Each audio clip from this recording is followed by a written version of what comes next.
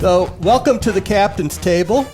We have a special guest. It's March time. March means March Madness as far as NC2A basketball. And we have the head coach of the University of Portland, the Portland Pilots, Shantay Legans, with us. Shantay, how are you? I'm doing good, Uncle Dave. I wish I was playing instead of being on your podcast, to be honest. Well, Good. You just blew my cover. You called me Uncle Dave, so you might have to explain that to listeners down the road. But Yeah, we've known each other for a long time. Yes, we have forever. Yeah. So forever. You definitely didn't have an easy path to be where you are now in any respect, right? No, not at all. I grew up without a father, single mom, place to place, in and out of different boys clubs and in and out of different schools at certain times growing up. But, my mom did a great job putting some, very unique people in my life that, put me on the right path and found an outlet. And basketball was an outlet for everything. And it was a way that, that I got through a lot of different things. Don't do good in school, you can't play basketball. So I did good in school. Don't do good in school, can't go over a friend's house. Don't do good in school. All those things, you can always relate back to basketball at the time. Until, I started, like I said, got some pretty special people in my life as I started moving forward in life. And I thought my mom did an amazing job of finding the right people, and she did an amazing job herself. But I had a great supporting system as I grew up. Was there anyone that introduced you to the love of basketball when you started off as a kid? No, man. When I had to go live with my grandparents for a little bit, I just remember just bits and pieces. We were playing basketball. Me and my next door neighbor. It was actually a girl named Keisha that went to USC, but we would play basketball. We'd pull out our trash cans and sit them on the edge of each person's driveway, and we just play one-on-one and shoot baskets into the trash can for a long time. And we didn't get to watch much sports on TV when I was with my grandparents down in LA. My grandfather was a pastor, and my grandmother was the first lady of the church. So the only thing we got to watch was the Laker games and football games. And so that's the only thing I got to watch on TV. And so I think that's how I started liking the game a lot. And then, the older kids were always playing basketball. And that's the only time I got to play hoops. It was after school or, either with Keisha across the street or I got to stay later at school, which was awesome because it was so much chaos at my grandparents' house. It sounds like the Love and Basketball movie that I remember seeing growing up. And when did you get involved in the Big Brother program? I got involved in the Big Brother program. So I moved back in with my mom probably around like fourth grade and third or fourth grade. And we were going to the boys club at the time, and I was playing ball at the boys club. And, she's just like, you need somebody, you need somebody in your life that can really help you out. So she called up UCSB because, or the people called UCSB, Esmeralda was her name. And they called up UCSB and said, hey, you have a young kid here who loves basketball, would love to have one of the players, be his big brother, and at the time, I didn't know anything about how college kids, especially basketball players, don't have that much time to do stuff. Mm-hmm. And so I was like, that's the kind of person, that's what I wanted to be. My big brother was a player, so, he's around basketball and everything like that. But they called and, Jerry Penn, who was the head coach at the time, asked his assistants, hey, do you know anybody who would want to be a big brother, a big brother to this young kid who's, who obviously needs some help and things like that. And Ray Lopes was 29 at the time, and he said he would do it. And so when I found all this stuff out, and then, I found out he was 29, my first thing was, he's way too old. I don't want to hang out with that guy.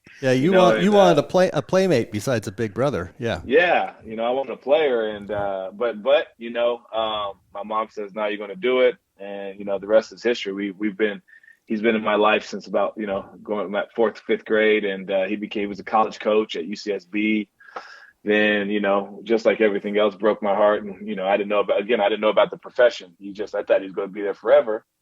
And then he ends up, leaving Jerry Penn and going to go work for Kelvin Sampson at Washington State. And so, I was devastated. I thought, again, this always happens or whatever. But we kept our relationship, and, that was I had to get on he paid for a flight for me to go visit him in the summers up in Pullman. Again, I didn't know anything about Pullman or anything like that, but I got on a plane for the first time ever. He paid for it. I sat down. He flew with me actually, and we talked about college basketball and how I'd break all Bobby Hurley's record, all these records. I wanted to break the assist record, and so I'd spend a lot of time with him in the summers. And then he got the job at Oklahoma with Kelvin. He went to Oklahoma with Kelvin. And then I went and visited him in Oklahoma. I thought that's where I'd go play, but he was the assistant coach at the time. And I spent a lot of time with him. I mean, my dream was to play for him, but, I didn't get why I couldn't play for him, even though he was the assistant coach. So, Kelvin, they liked me, but I thought it was a weird dynamic. So I ended up going to Cal, and he ended up being at Oklahoma. And then going into my senior year at Cal, he became the head coach of Fresno State. And so I said, what the hell, I'll go play for him. And, it was one of my dreams to play for him. And I got to do that. And it was a lot of fun, when you go back and look at it.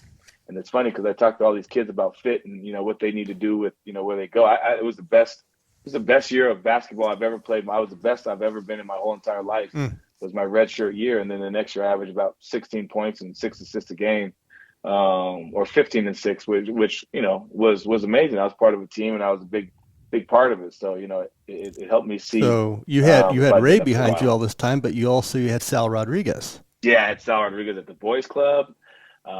I had you. So those three, you three guys were huge in my life, as I grew up. And so it was Ray Lopes, Sal Rodriguez and Dave. And so, those guys were guys I leaned on for almost everything. And then Mark, obviously, Marimura, were guys I leaned on, constantly all the time. And that's who my mom leaned on. And if I ever got in trouble, that's who she'd call. And if I was ever stuck or didn't know what I was doing, that's who I'd call. So for people who don't know, part of this being an underdog is you were about 5'8", right?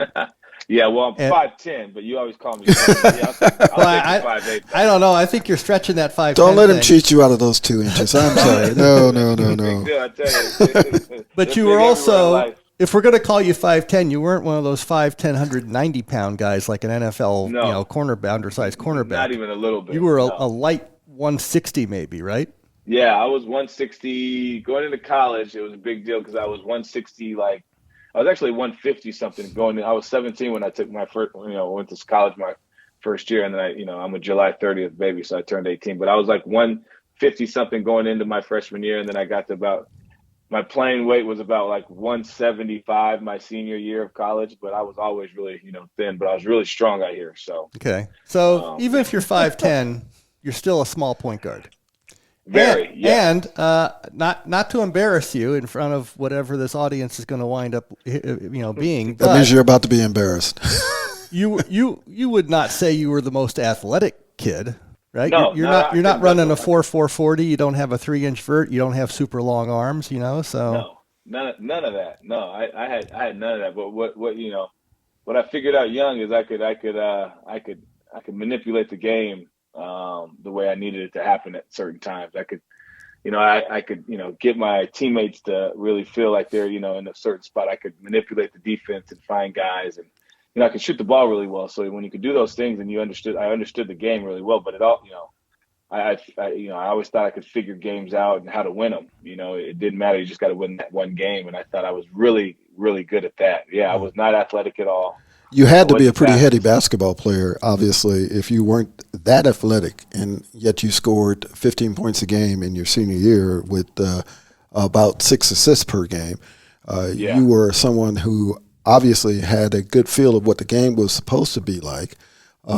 Did you reflect that? Did you have that innately in you, or was this just the coaching that you received from Dave and some of the other folks? No, it was from an early age. You're always trying to win a game, and any game you play. And so when I got around people who loved the game, and I would have conversations with all of Dave's coaches, like Josh Oppenheimer, Eric Harden, all these guys that he had around. We'd always talk basketball. I didn't talk about anything else. There was nothing else that I thought I could connect with anybody about, because that's all I knew was basketball. And then the people I was around, I spent time with, the adults in my life, they love basketball, and so it just came on. You talk about reading books and all. I would never read a school book, but if you gave me a basketball book, I'd read that 4 times, Wow. the same book. It didn't matter. And I'd see it differently. And so, coming up, I mean, I got to spend some summers with Dave and Josh and things like that in the summer, and Mark, because my mom would say, hey, go spend a week or two. And I would do that. And we just talk basketball and go work out and, talk about just hoops all day. It wasn't like it was a. So you got to refresh my memory. Yeah. You confirmed that I was right. You were driven down to L.A. every weekend for that spring league at LA City College as an 8th grader. But Yeah. I can't remember. How did you come to us? We weren't recruiting an 8th grader in Santa Barbara. No. Who at the time Liddell was probably what, 5'5" when you were an 8th grader? I was probably shorter than that. Yeah. If you want to be honest. Okay. But Liddell, you remember Liddell Hill? Oh yes. Okay. He had a team at the Santa Barbara Classic or Easter Classic in Santa Barbara, and we beat PTI. I think it was PTI at the time. We beat the Rebels or whatever. That we beat some LA teams. And I was with the Goleta Boys Club, so it was just me and a bunch of kids from the Goleta Boys Club, but I was getting to play, and I was, at that time I could dribble, I could shoot, I could do everything that the older kids can. I could shoot threes. I did everything. I can go, get to my left. I was left-handed, so it was obviously an advantage playing against little kids. But I was dribbling through presses and scoring, and he said, hey, you should come down to one of our practice. He talked to my mom, and at the time my mom didn't know what to do with me. So when he came to talk to my mom, he said, come down to a practice. We have this all-star team, or he said a traveling team. And he started talking to my mom about it. My mom was she was slick. She wasn't like going to get hustled by it. And I've gotten told by a bunch of people, come do this, come do that. But I guess Liddell, said, hey, come check it out. There's a practice or whatever. And so we went down, and I remember going down, and I was in 8th grade. And, in Santa Barbara or Goleta, I was the man. Like I was in 5th grade. I was in 8th grade. I was better than everybody. I was pretty sure I was going to play varsity, all this crazy stuff.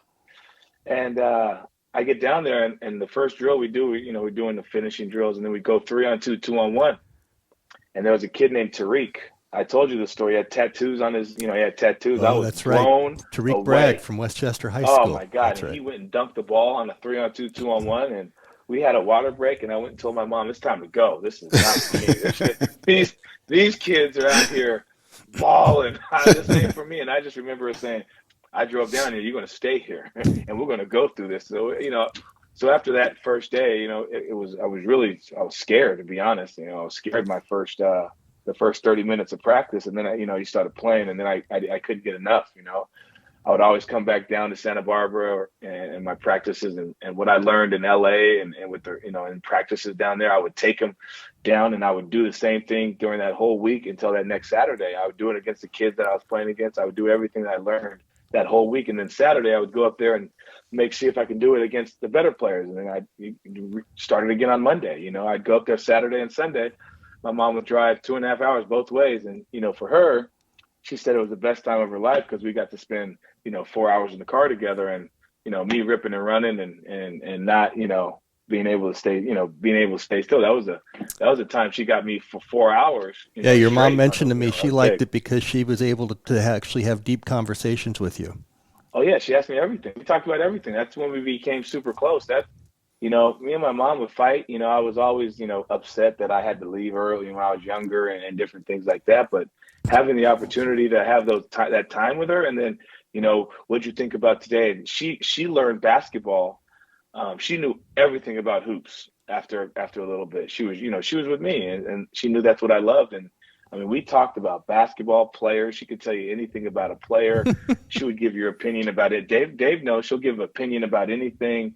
But what she never did, she never bothered the coaches about me playing or anything like that. She would tell me, you're not any good if the coach ain't playing. You better start playing. It ain't on you. The coach wants to win. If you were good enough to win, he'd play you. I could tell you that. She would always tell me that. Well said, right? I mean, that's just common sense, but people and parents especially, it's tough for them to think that way. Yeah, you could. I couldn't get in the car and tell her that, oh, man, they did this wrong to me. She says, no, you did it wrong. You turned it on. That's why you're sitting down. She always would give you the truth right after, even in the devastating moments. But she was always great. And those are the best times I've had, with my mom. And we got really close. I mean, and anybody who knew my mom knew how close we were. And so that was some of the best times of my life growing up, driving those hours. I don't know if anybody would ever do that, a parent or anything in the middle of, their weekend, just go, wake up at 7, drive down there, get down there by 9:30, and then, get into the gym and go to practice, and then stop at that little Taco Bell on the way back, eat Taco Bell, get the nachos with the cheese that Dave hated, ate, and then, get back in the car the next day and do it again. I know a lot of parents that are doing it. Let's take a break right here, and we're going to go to commercial, and then we'll come back in a couple minutes, okay? Perfect.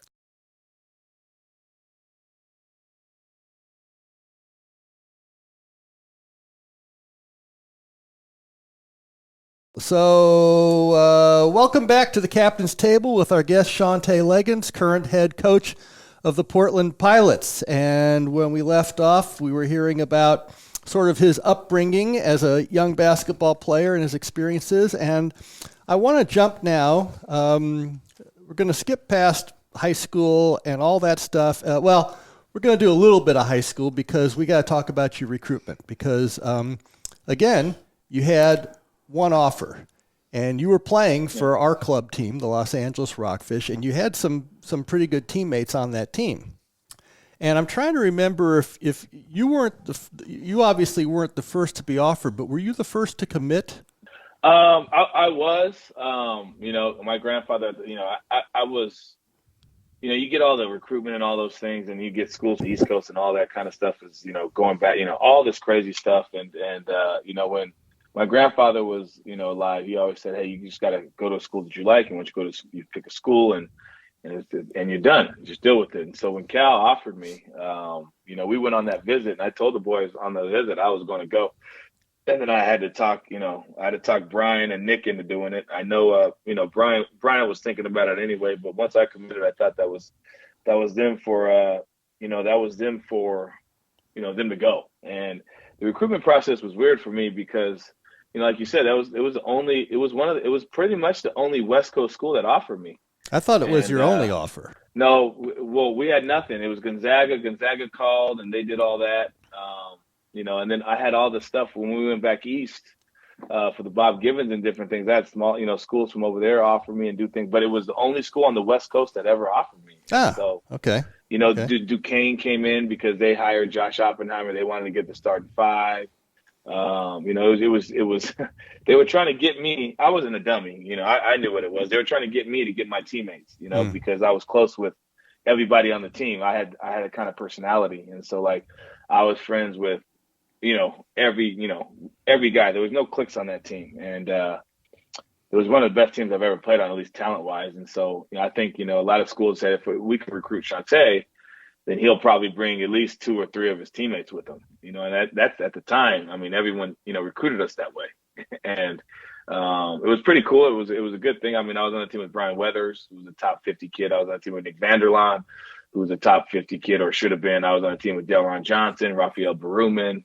That team was loaded, and then you had Russell Lakey on the bench. I mean, all these kids, and it was probably one of the only teams that you could say that we all played team basketball, but everybody on that team except our leading scorer, I believe, Eric Cease, is the only one that didn't go D1, but everyone else went D1 on that team of 10 or 11. It was something crazy, and it was a really good team. We were all close. We're still close today. I still talk to a lot of those guys today, which is pretty cool. But yeah, the recruitment part was wild, but I knew I was a tool to get the other guys, which, it's life, right? As you get older, you start figuring stuff out. That's why I was 5'10", hanging out with the big 6'10" guys. I knew that I was actually eating off of them. They didn't know that. Well, I think you're being a bit modest, though, because I'm taking a look at the stats. In 1999, as a freshman, you scored 9.4 points per game, according to this, and 3.7 assists, 2.3 rebounds.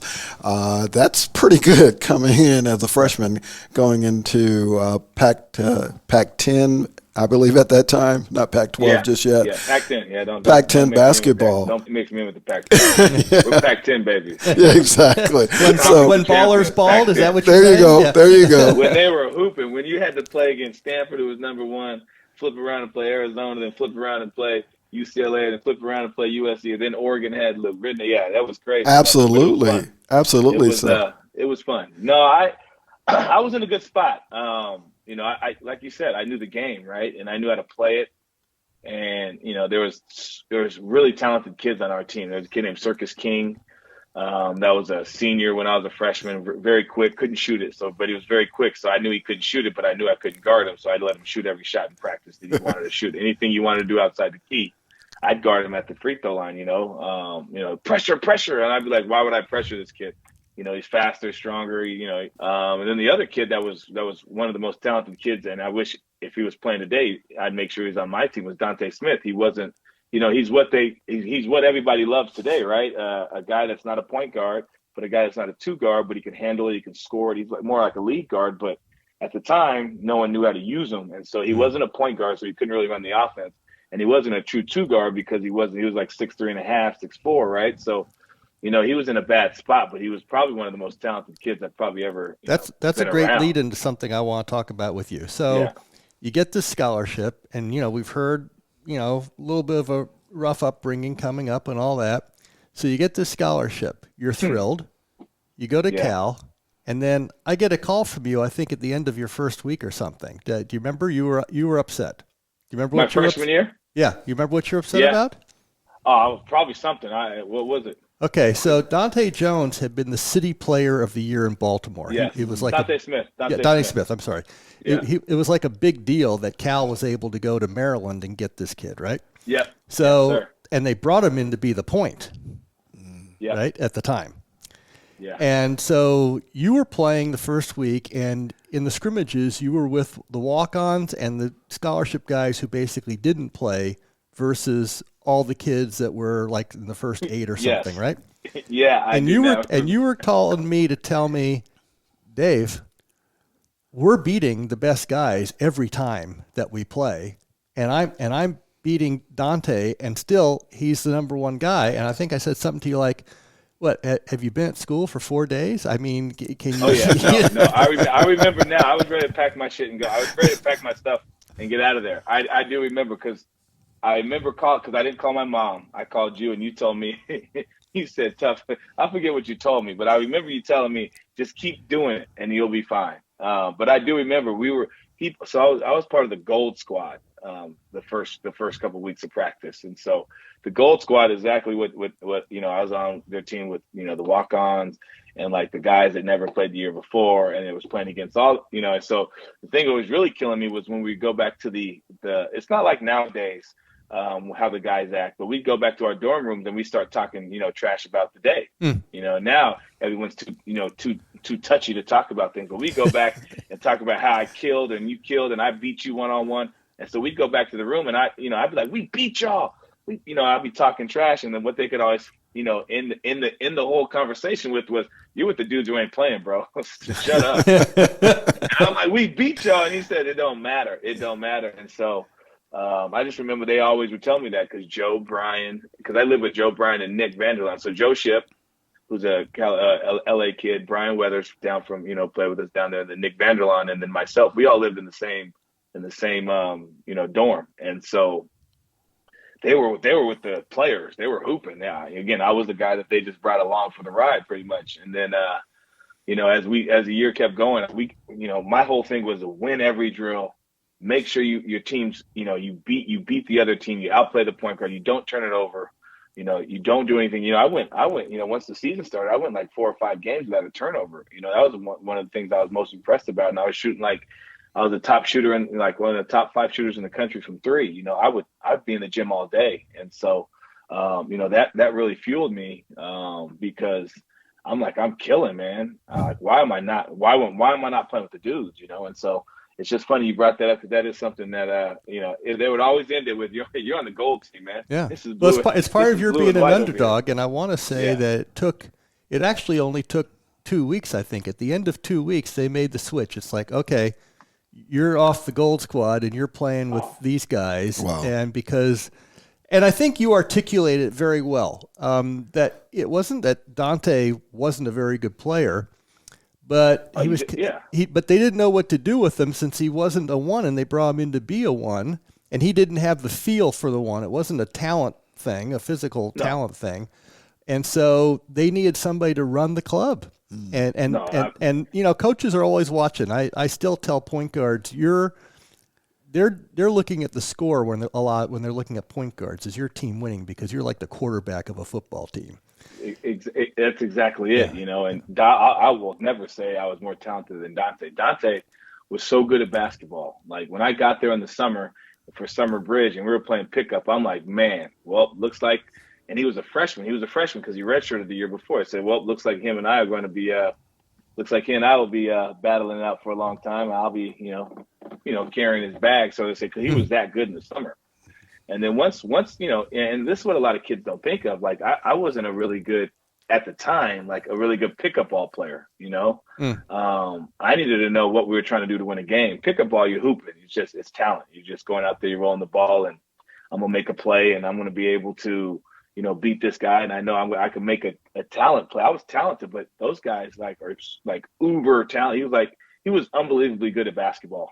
And but once we got into practice, and once there's a score there, and once there was, you know, we're trying to win, and we have this what we have to do, and we have to get this kid the ball, and we have to make sure, you know, keep this kid happy with a couple jump shots every now and then. But Sean Lampley's the man, but we have to try. You know, that's when, you know, you start figuring out who the guys are going to play. Like, you could be like sitting on the end of the bench and be the best player in the world, but you just don't know how to play with other guys. You know, that's why it's a team sport. And so I was good with better players. And luckily, like I said, I played 4 years with some of the best players in the country. And it wasn't about me going to get buckets, but I think what helped me, and I tell this to a lot of people and a lot of AAU kids and a lot of high school kids, is I would average 30 points for my high school team. I would go down, I'd average 30, get every shot I wanted.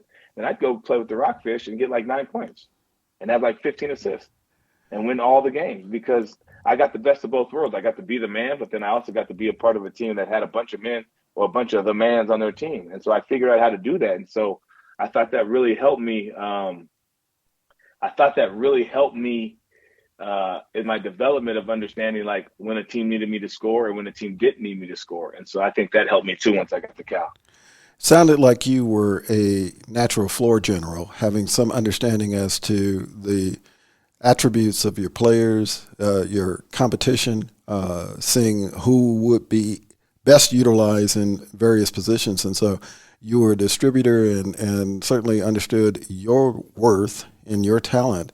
And I would assume that carried over in reference to going into your coaching career, which we'll talk about later on. But just the ability to be that floor general, was it something that was innately instilled in you, or did you get that from childhood, even with your mom? Well, you could say that, because, you know, like whenever we play games, you know, even with my brothers who they're much older than me, but I'd be put in positions to try to, you know, help win the game. And I was always like better at certain things than other kids. You know, at the time, I wouldn't say I could throw a football, I could catch. I was pretty much, you know, good at all the sports, because I had older brothers, I had older cousins. And so I figured all that stuff out. But like understanding the game and figuring out ways to win, I just think that was just one of the things that, you know, growing up with my mom, she'd cheat in cards, try to figure out how to beat me in rummy. You know, we played Parcheesi. And so we just figure out ways to win. And so as that went on, it seemed like my whole family was like that. And I bled over to the game, bled over to basketball. And so once I started figuring out ways to win, you know, and I wasn't, you know, I could be really cutthroat. And Dave, I'll fight with anybody on the court. I mean, I used to get beat up a lot on playing basketball. You know, I was the smallest guy, but I'd fight with the biggest dudes on the team. But it was one of those things where they knew that I was doing everything I could to help them win. And then I would do anything to help a teammate win a game. I'd make them look good all the time. And I think that's just something that just came with me, you know, wanting to be liked, actually, maybe. Just making sure everybody on the court was good, but I also got to be myself and be expressed, you know, and get to express my, you know, myself. I got to let a lot of things out on the court that, you know, you're not allowed to do just, you know, being a regular, I'd say student or a regular person, you know, walking around. You get you get to throw an elbow here. You could hit somebody hard with the scream. You could scream as loud as you want. You could get your guys together, And so I think that, growing up and having, the right people around me and being able to focus that, I wouldn't say anger, but a lot of, you just could focus.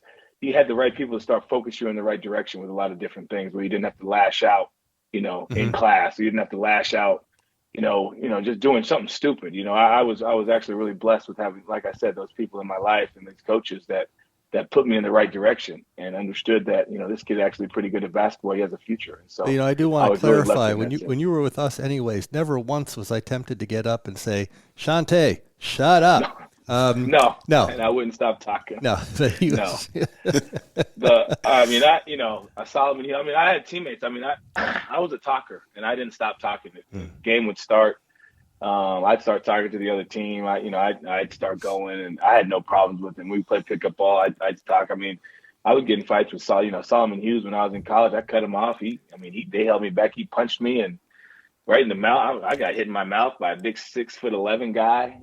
Punch, boom. I was messed up. I went down and grabbed the lock because I was going to go beat him up, and then 25 minutes later. Solomon's such a nice guy. He comes to my house and says, "Hey, Shantay, I'm really sorry, man." I'm like, "Oh, I'm good. Come on, let's play a video game." I didn't care. It was just in the game. It was in the moment. Because to do a lot of different things on the court that you're not allowed to do outside the court, And so I think that really helped me with my leadership in different ways because people want to follow a guy that's fearless, I think. So we're going to take another break in a sec here, and I just want to say, you actually set a few records at Cal. And then you transferred, like you said, and you had a great year after a redshirt year at Fresno State. And then you go overseas for 2 years to two different teams in Holland. And when we come back, I want to pick up right there, and we'll talk a little bit about that experience and then how you wound up getting into coaching. All right, so we're taking a break from the captain's table. We'll be right back.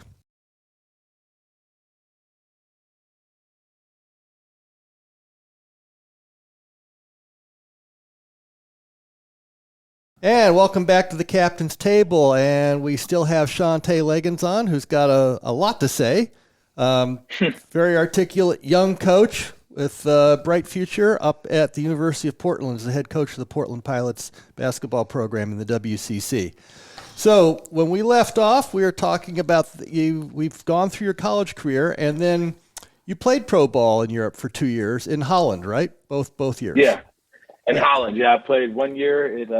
It's called Weert, W-R-E-E-T, and then another year in Groningen. Now, you probably could have played more. So now, why did you just play the 2 years? Well, the first I didn't play when I first got done with college. I took that year to start my coaching career. Actually, I was a grad. I don't know if you're allowed to say it anymore, but I was a grad assistant, but I was just an assistant. I wasn't a grad. I wasn't taking classes. So, but I was with Fresno State and Ray Lopes. I said, you know what, I'm just going to stick it out and coach with him and go from there. And then he, some bad luck happened with him, and he ended up retiring, not retiring, but they let him go, and so he wasn't a coach anymore in the industry. You guys know, once the head coach is gone, everybody's gone. You ain't have no shot at nothing else. And so what I did was, that's immediately when I called Mark Mamura, and he was helping an agency called Courtside, and I told him that I needed some help. I needed to do something, and he said, "Hey, the best I could do is get you to a European camp in Europe." Luckily, Mark loved me. He didn't make me pay for it because I had no money to do anything. So he got me there. He said, "I can get you here, but you got to figure it all out yourself." I played well. Short story, I got to play for a team over there called Weert, and then I played for the next year for another team. And then as I was watching and playing, super frustrated. You see guys that you played against that that you can compete with, that are playing at a higher level, and then you're also looking at yourself and being like, well, I'm 5'10", where is this really going to take me? I'm not the most athletic guy. You start thinking, you're over there. It's tough. You do a lot of soul searching. You're by yourself. You're with maybe two other Americans, And those two other Americans are only worried about themselves and what they're going to do with their money and how they're getting more money or what stats they need. And when you're not at a really, high level, it's a lot different. And so, I was just starting to think, like, when am I going to start my life? Like, what am I going to do and how am I going to do it? And I love basketball. And so what was I going to do? What was the plan? And so I was making again, dumb, which I was making like $2,800 or $3,000 a month, which is good money. I don't know what I was thinking, but at the time, at the time you're hearing your boys talking about, I'm making this, this, and this. And you're like, oh my God, what am I doing? And, I was sitting over there and I told Mark that, I probably could play one more year. And then obviously he was like, nah, you can't. Yeah. You're pretty much done. I don't think they want you back. I didn't put everything I had into it. And, I was just thinking about everything else and what I could do. And so once I figured out I was done playing, I started having to start figuring out life. That's a tough spot to be. Again, that's a tough spot to be in as an athlete. You don't know what you're going to do. And, your athletic career is over, at least, playing wise. And yeah, because you're only 24, 25 years old. Yeah. I mean, you don't know what's going on. You think your whole life, and especially if you're a confident player, you're going to go to the league or you're going to make money playing basketball forever. And so that was kind of a jolt to my system. I didn't know what I was going to do. And so I went back to Santa Barbara. I got a job at Carl Karcher Enterprises because I was coaching the Laguna Blanca team. I was the assistant coach. If you look at my bio, I make sure they put it in there. Assistant coach for the Laguna Blanca basketball team in Santa Barbara. And those kids at that school could run the world. I'm telling you, their parents were presidents of Carl Karcher Enterprises. I mean, these were big time people. And so, yeah, I got a good job. And again, it's who you know, right? So right. I got a pretty good job. So I was making good money. And I was coaching the AAU team, not an AAU team. I was coaching a high school team. I was the assistant coach there. And, I just remember wanting to get into coaching. And again, it's who you know. Now it's a lot different, but I know Eastern Washington was looking for an assistant coach. And so after Europe, I went to CKE. I worked at a small high school with probably, 200 kids in it. And then Lope said, hey, there's a job at Eastern Washington, and do you want to take it? And I said, yeah, why not? And he's like, well, it's for $17,000, but you're an assistant coach and you can recruit. And, I got on the phone and I talked to the guy. The guy said, we're looking for this. And what are your expectations? All I knew though was high major basketball, right? Mm-hmm. You have a car, you have a phone, you have an office. And so I'm thinking, I'm getting all that, and so when he says, hey, if you're interested, let me know. And so instead of, waiting for him, I packed my bags and I drove up and I drove to Eastern Washington and I met the guy and he gave me the job. No experience at all.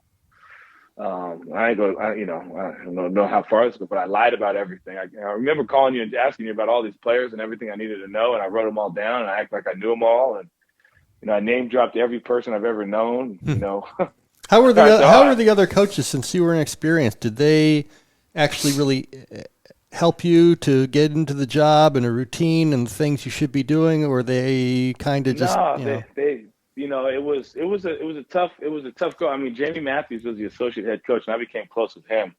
The other coach was Rasheed Wortham. He was a young guy, and then the other coach was me, Jamie Matthews, and Rasheed Wortham, and they were cool. They were good. Jamie was a head coach before he came and coached with his friend, and Kirk Earlywine gave me an opportunity. He's a really good X and O's guy. I got to learn a lot from him. He worked under your guy who was at Utah. I always forget his name. Oh, under Majerus? Great. Yeah, he worked. Okay. Yeah, he worked with Majerus, and he was kind of, from the stories you hear, he was kind of similar to that, or try to emulate that a little bit. But they helped me a lot. But my first week was, I had to take the recruiting test, and then you're gone. I mean, I was a straight recruiter. Go find players. That was my job. Once that happened, and then like everything else, you start just working your tail off. You're the bottom. You're making $17,000 a year, and you don't have any idea. You're just in basketball, so you don't know that you're poor. You don't know that you're not eating. You don't know anything, right? You're in basketball. You're nervous, and you love it again. And it's fun, and you're a part of it. And again, it's something that and it's something that you lived and breathed. And so, like, I did everything. I asked anything they wanted, and I did more, and I gave them all the work. And so that's how I got into. Now, how many seasons was Early Wine your boss? 2 years, I believe. 2 years. Okay. He was there 2 years. So then we get a new coach, and he decides he's going to keep you on. Oh yeah. So Jim Hayford, he became the coach. He was at a D3, basically down the street in Spokane, and they gave him the job, and he came in, and everyone told me, hey, you're probably going to. My stuff was packed up. If my car, I was all packed up, ready to go back down, and tell everybody I gave it a try, and figure out what I was going to do again. I was in that mode again, but my girlfriend at the time was my wife now. She says, keep going to the office. They didn't fire you yet. You're still getting a paycheck. And so I kept going to the office. No one was there, but I kept going to the office. I kept working guys out. I was helping, players figure out what they were doing. I was literally running. I had people calling me about scheduling. I had no idea. I was telling yes to everybody about scheduling, everything. I was being friends. All these coaches were calling me, trying to get games. And I was like, yeah, let's do it. 100%. Can I get your phone number? Let me get your cell. I was trying to, start talking to people. And so I just was going to the office every day. And then when the new coach came, it was me and another coach who were there, and they were like, what do you want to do? I was like, I'd love to stay here. Lopes said just play the game with him and figure out what he wants to do. And he says you may have a shot, just because he might not know a lot of people in D1 basketball, which he didn't, luckily. And so, I ended up becoming his bottom assistant, and he didn't give me any more money. He's like, this must be the cheapest guy in the world. But he brought over 2 other guys, and I was his bottom assistant. I did I figured a way out to make myself, useful. I did anything they needed. Scouts, working out guys. I was first one in. I mean, when you say first one in, I mean, there was heating, and there was, I lived in the office. I ate meals on campus whenever they had I was not making anything, but whenever they had anything on campus, I'd show up. So I knew everybody on campus. They're having, something for, this week. I was there for that week. I'd help them clean up as long as I got a free meal. I was doing everything on campus. I didn't do anything but hoops. And so, I became part of that culture. And so when that guy got it, when he did really well, I was his associate head coach. I was there every step of the way. And then once he got a head coaching job, it was easy for me to slide into the head coaching spot because I became part of that university. Everybody knew me. It was really comfortable. I recruited dang near all the guys on the team. And you got lucky because you met your wife. Yeah. And you got luckier in the sense that she played basketball. So she kind of understood how this whole thing works as far as available time, what the job entails, yada, yada, yada. So, yeah. Talk about the fact that in 2014, 2015, Eastern Washington finally turns it around with a 26-9 record in the Big Sky Conference. You win the regular season, you go in, you win the tournament, and you qualify for the NCAA basketball tournament. What kind of thrill was that in that area? It was unbelievable, if you look at that roster, and a lot of people, there's not a lot of guys that were recruited Division I players, Tyler Harvey, I think, was the main guy on that team right out of LA. He went to Bishop Montgomery High School. He walked on to Eastern Washington and led the country in scoring that year. We had a kid named Venky Joyce that was all league that no one knew about from Australia. He was a Hindu kid. He was unbelievable basketball. We had some guys that no one could really see. It was one of the things that, like, you're watching it. It felt like, when you're seeing Tyler Harvey hit step back threes and lead the league in scoring. When he came in, he was one of the smallest guys. He came with a broken foot. He walked on for 2 years. And then he takes his team and he does this, he becomes a NBA draft pick. And so it was something, to be a part of. And when you talk about working, I was in the gym every day and he was there every day except Sunday. Oh, wow. And so, he'd come to my office and say, hey, let's go shoot. He's your type of guy. Yeah. a real gym rat. I'm like, dude, but you're thinking, like, I'm having to deal with all the scholarship guys and all the things they need and all this, that, and the other. When this kid comes in and says, hey, let's go shoot, coach. And I'm like, oh my God, this kid again. Jesus. But we went every single day, and he wanted to put me through a drill every single day.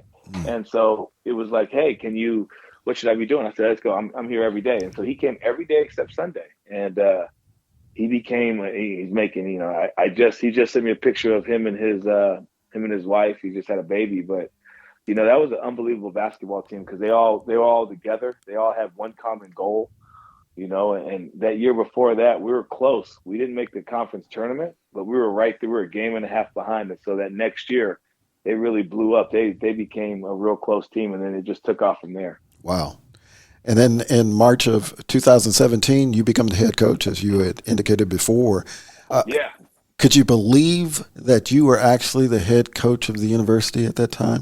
No, I couldn't. It was unbelievable. I remember calling Dave. I had an idea. I wrote down, what I wanted to do, who I wanted to hire, all the things I wanted to run. It was all scripted out, like what I wanted to do and everything. But it was still, there was only 360 jobs around there, right. Division I head coaches. At the time, it was like 353, and I was 36 or 37 years old. And I was one of the youngest coaches in college basketball, and so it was like right from there, my thing was, how am I going to win and do better than the guy that was ahead of me? Because he just went to the tournament and just got another job. It's hard to follow guys like that, right? And so your thought process is, well, shoot, you got to get to the tournament, right. And that's the measuring stick now. Because if you're going to, and I never even thought about leaving Eastern Washington. That wasn't even in my thing was to make that place as good as Gonzaga, and so that was one of the things that I was, looking forward to doing. As that. And so when I sat back, when we got the job, my wife and I went through every single thing. We went through every single phone call, text message, everything. We stayed up all night because, like you said, she was a part of that whole thing. She was a hooper. She got it. And so it was easy, but, we moved into that thing pretty easily and, a little nervous, but I was more excited than anything. I couldn't believe it. That it was happening, it's like, you always think nothing good happens to me. And you got an in-house person to critique your coaching. Oh yeah. And then, yeah, you got an in-house person, like you said, Uncle Dave, to critique your coaching night in, night out, every decision you make. And so recruits, players, and you know what? I will give her this. Every recruit she didn't like ended up not being very good and having to leave. Probably they ended up transferring anyway, which is crazy. She always was, this kid's not a kid you can call. I'm like, he can do this, and this. And year two, the kid's ready to go.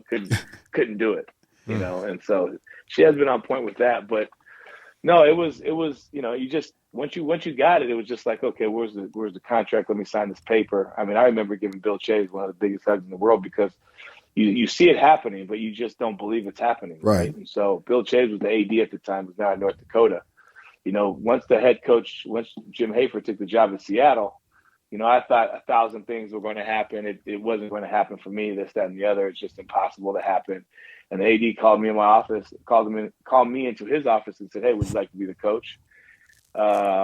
And I said, yeah, why not? Of course. He said, well, sign this contract. It could have been for $20 I would have signed it. But, it was for more money than I ever thought I'd make ever in my life. And it was one of the best moments, of my life. I got my first job. It was pretty cool.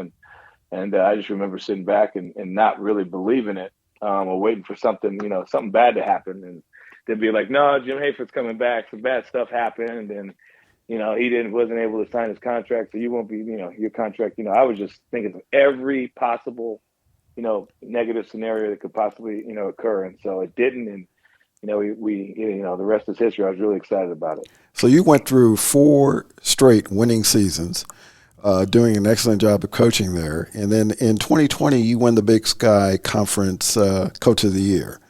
And obviously that had to be pretty exciting. But then 2 days later, the Big Sky tournament was canceled due to COVID. Yeah. How disappointing was that?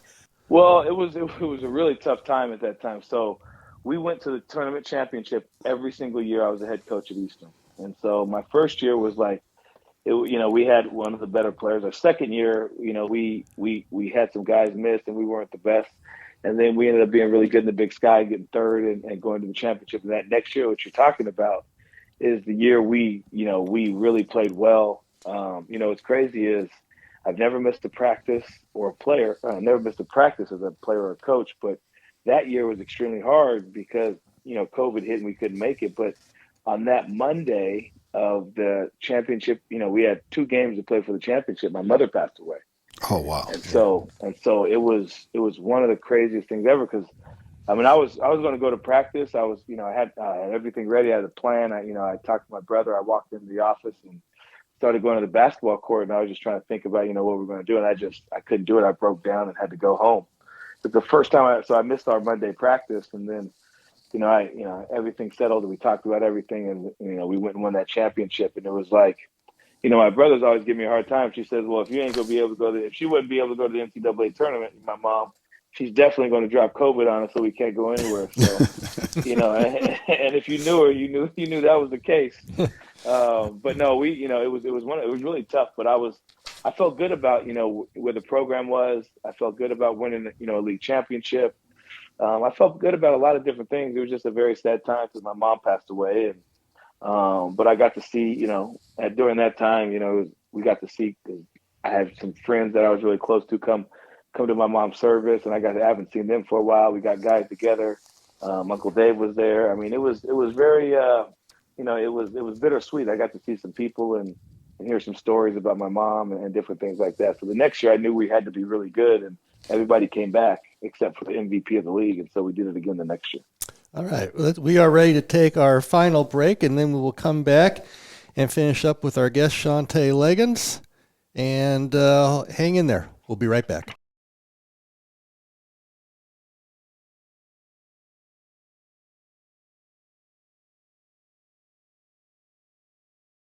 After a commercial break, we are going to come back again to the captain's table, and we still have Shantay Legans on, and we are wrapping up with Shantay. And I want to say, isn't it amazing how we can cover basically 41 years of your life in an hour? I think that's pretty good. This should have been, there was an old show before your time, actually before my time too, called This Is Your Life, and that's what this sounds like. It's been wonderful going back because I've had the privilege to be part of your life and reminisce about this stuff, and of course. Yeah, it was. I remember how you were with your mom's funeral, and it was great to see all your guys there too. And as much as you can say this about these things, it turned into a nice day, even though it was a tough day. No, it was a day that I won't forget. I mean, yeah. Brian Weathers and Solomon Hughes showed up. I had some. Those guys. Those are guys I played Rockfish with. Yeah, Ray was there. Guys, Yeah. Loaf showed up. Sal was there. I mean, everybody that meant something to my mom and myself. It was kind of, you see it everybody, and it's just everybody, I grew up with. And, you see a couple of her friends, and, you could see how much she poured into me because the people around me knew her so well, and so that was one of those things that, you look back on. It was a nice day. It was pretty good setup, and, we had a great meal afterwards at our favorite place, and we ate well. And she liked that Cajun kitchen spot, and we all went there. It was a good day. It was a day that we haven't had probably ever. With everybody together. Yeah, I was. It felt good to be up there with you at that time. Yeah, I want to say, of course, Nick brought your coaching record and the Eastern Washington record into play and all that. So, in your last season, you won the Big Sky tournament. Mm-hmm. So, Eastern Washington's doing pretty well. And then, bingo, you're moving on.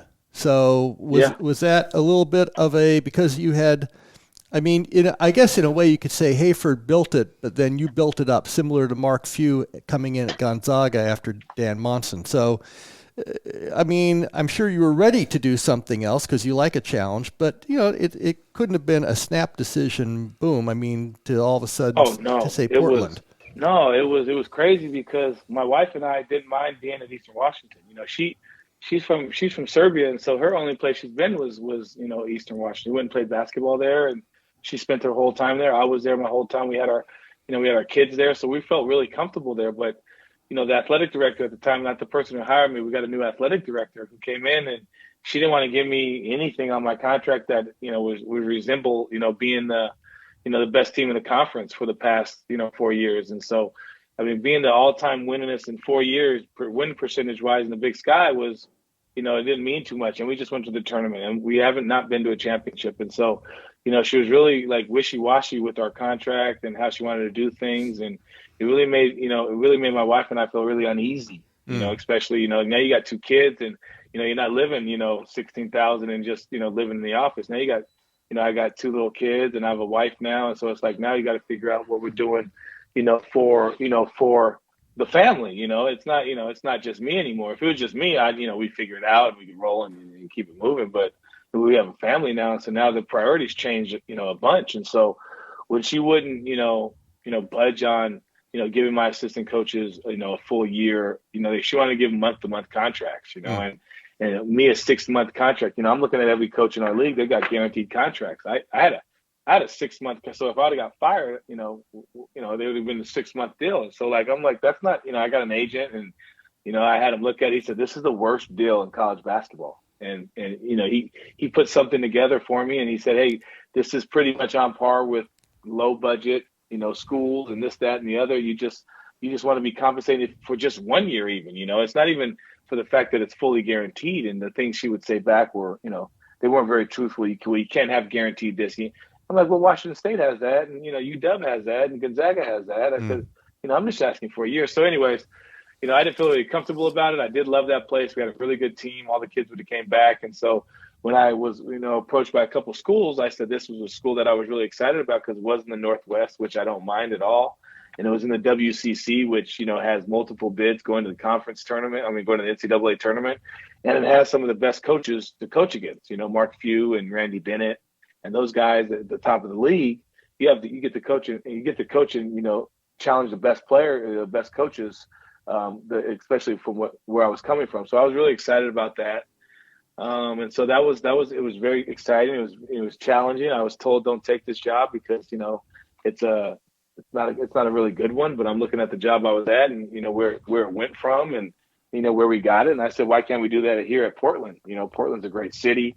The community's behind it. And I was really excited about it once I got here and went to campus. See, that lays in with who you are. So you are the underdog. So here's this underdog job. And you're saying, I've been able to, I know this word's overused, this phrase, but I've been able to overachieve all my life, right? So what's the big deal? I've got probably better resources here in a higher league. So what if they've been at the bottom of the league? It's just a great opportunity. Right? It is. And then, you go through and you just got to find, and the thing is, you talk to all these other players and you recruit and they're like, well, they get this, this, and this. And I want guys like that. I want guys who want to go beat those guys and take what those guys got, And so, that's the whole thing. You're right. And I didn't even look at it like that, to be honest. That's the first time I really thought of it like that.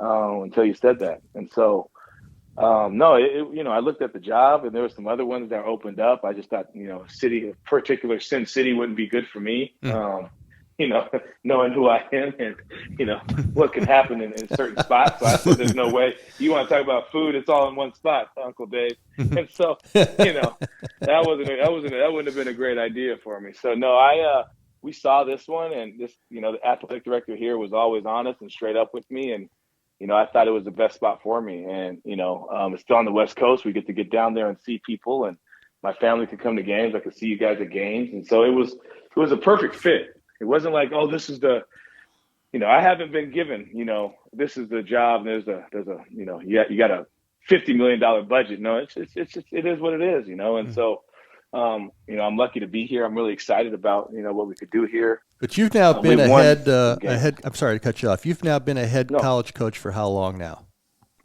Going in my 9th year next year. Can you believe that? And you're going to turn 41. So you were 32, right?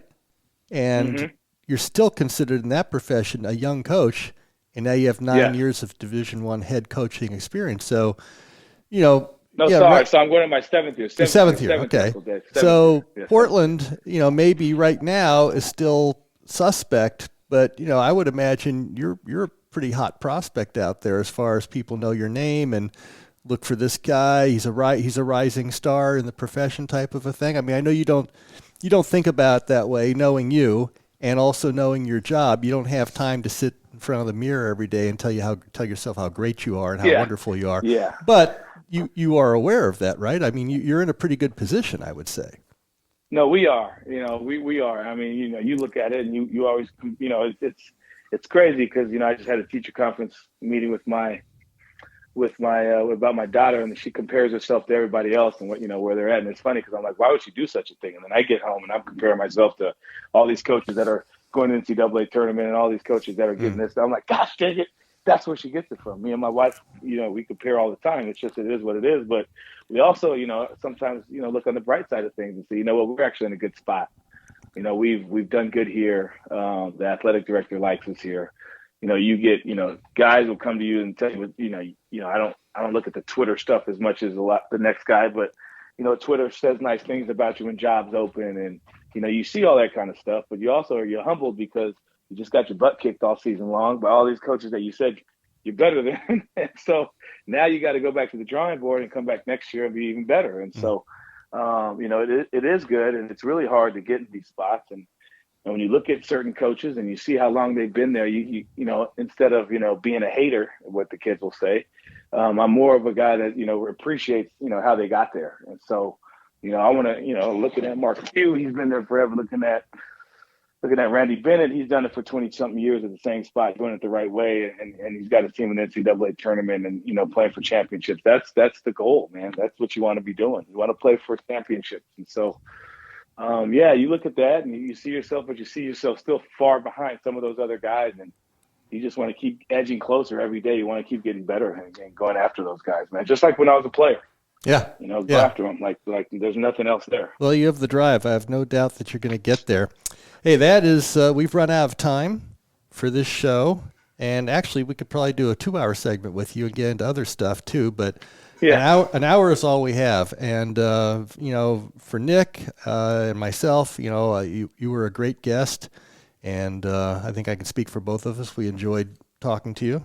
Coach, you were fantastic, and I really appreciate you spending the time with us. It was enjoyable hearing your stories and just going back in time and listening to all the different things that you encountered. So, pleasure.